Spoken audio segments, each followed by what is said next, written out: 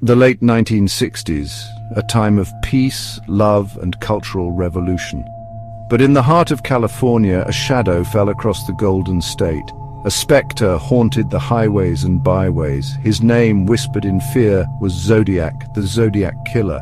A name that still sends chills down the spines of those who remember. He was a predator who stalked lovers' lanes and city streets, leaving behind a trail of blood and terror. His victims, young and full of life, were brutally cut down. Their killer vanished into the night, leaving behind a puzzle that has baffled investigators for decades.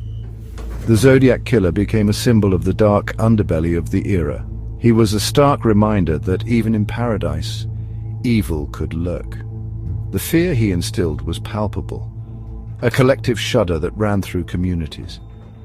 People were afraid to go out at night, their every move shadowed by the unseen menace of the Zodiac. The Zodiac Killer's reign of terror was short but brutal.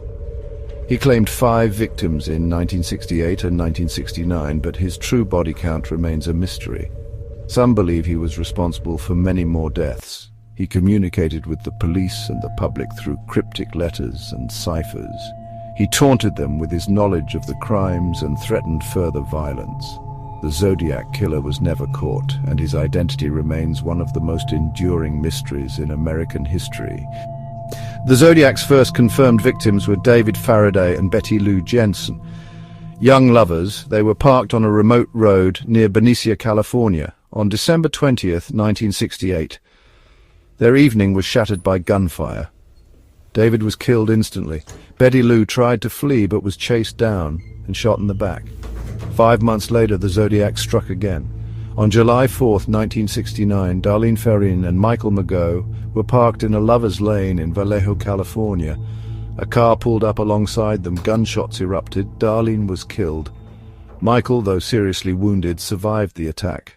Minutes later, a man called the Vallejo Police Department claiming responsibility for the shooting. He also confessed to the murders of Faraday and Jensen. The Zodiac's most brazen attack came on September 27, 1969.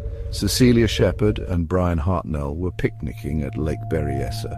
A man approached them wearing a bizarre hooded costume. He claimed to be an escaped convict. He tied them up and stabbed them repeatedly. He then walked casually away, leaving them for dead. Cecilia died from her injuries. Brian miraculously survived. On October 11, 1969, the Zodiac claimed his final confirmed victim. Paul Stein, a San Francisco taxi driver, was shot and killed by a passenger. Witnesses saw a man fleeing the scene.